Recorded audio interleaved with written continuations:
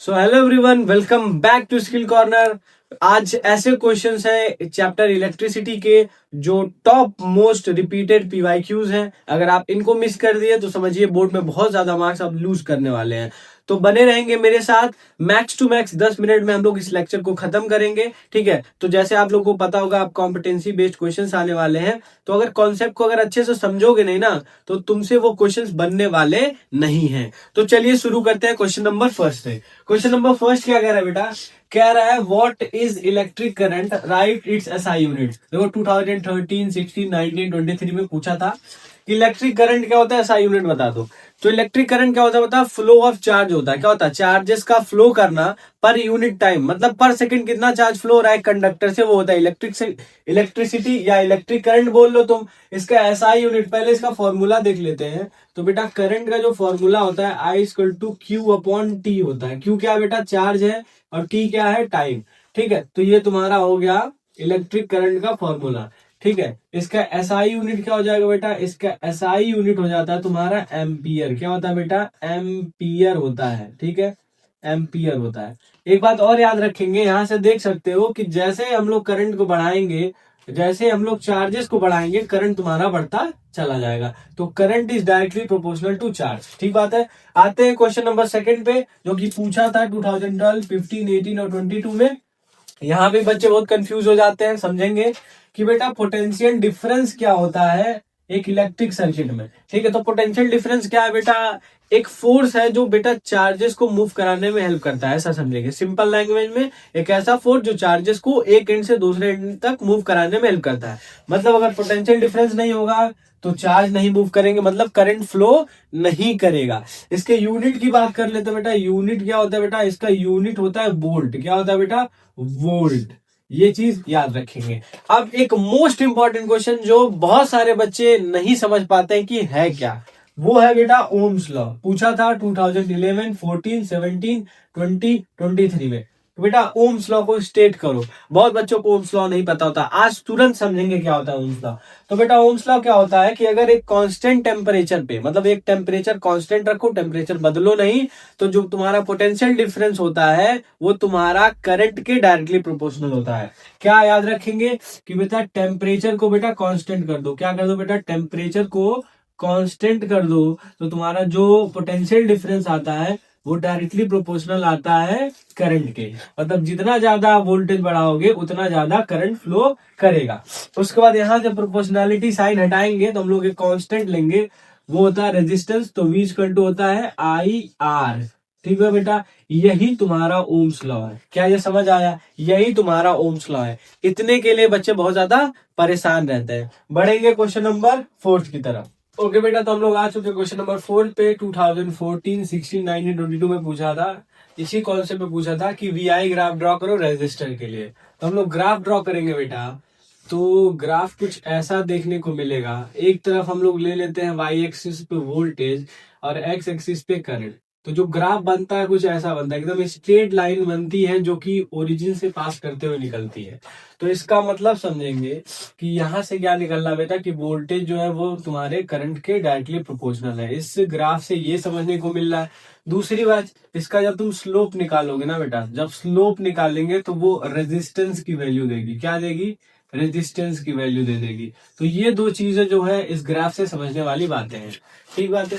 उसके बाद आते हैं क्वेश्चन नंबर 5 पे। ये देखो 2013, 15, 18 और 20 में तो पूछा था। यहाँ पे बच्चे गलती करके आते हैं, उनको रेजिस्टेंस नहीं समझ में आता, और यूनिट तो बाबू भूल ही जाओ, मीम तो देखे ही होगे।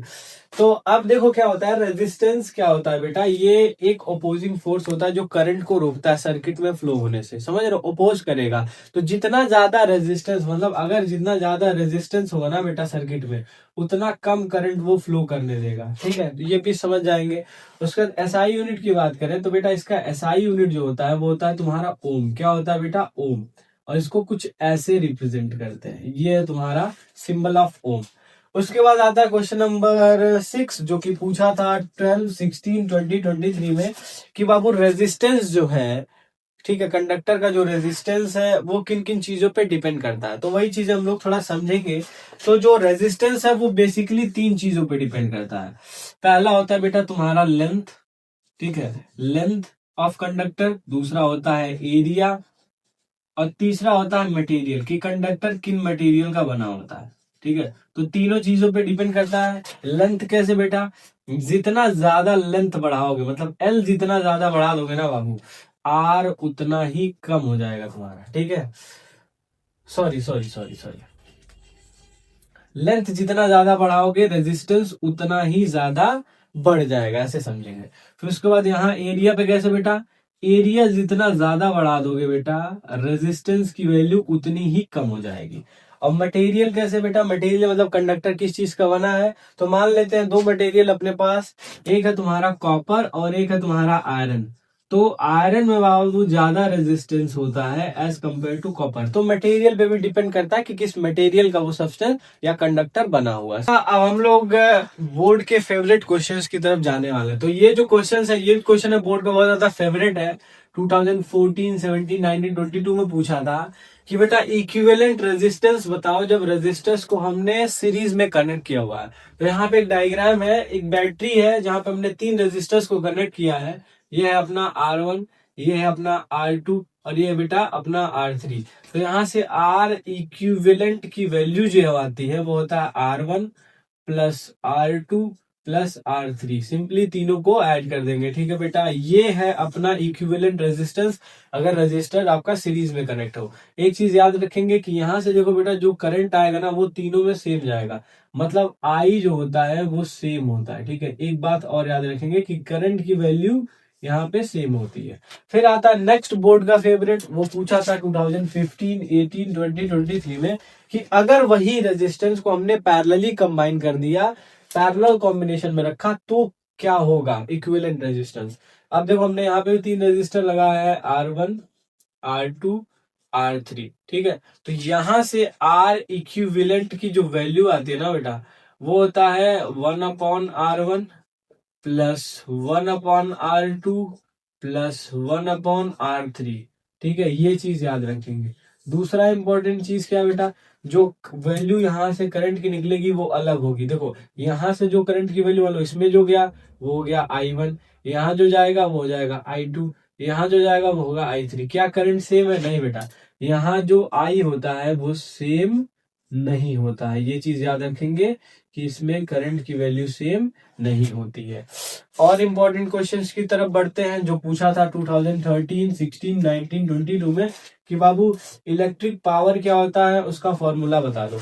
तो इलेक्ट्रिक पावर क्या होता है, जितने कितने स्पीड से तुम्हारी इलेक्ट्रिकल एनर्जी कंज्यूम हो रही है वो होता है तुम्हारा इलेक्ट्रिक पावर। इसके बेटा बेसिकली तीन फॉर्मूले हैं। एक पहला फॉर्मूला क्या होता है, पावर इजकल टू होता है VI। ठीक है, दूसरा फॉर्मूला होता है power is equal to I² upon R।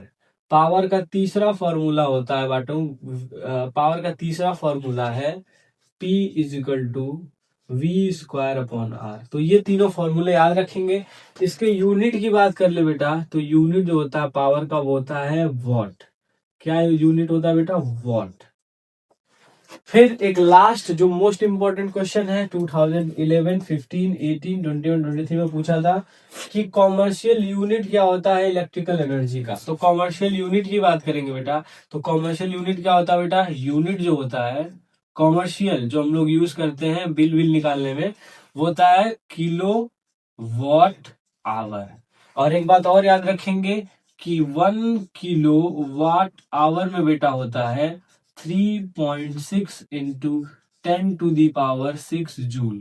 ये चीज याद रखेंगे। ठीक है, ठीक है बेटा, यहां तक की चीजें समझ आ गई होंगी। ठीक है, तो ये मोस्ट इंपॉर्टेंट PYQs हैं जो अपने लैंग्वेज को चेंज करके एग्जाम में पूछे जा सकते हैं। ठीक है, तो एक भी मिस नहीं करेंगे। अब बस बचे हैं 2 चैप्टर्स, इसके बाद अपना ये सीरीज, ये अपना क्रैश कोर्स खत्म होने वाला है।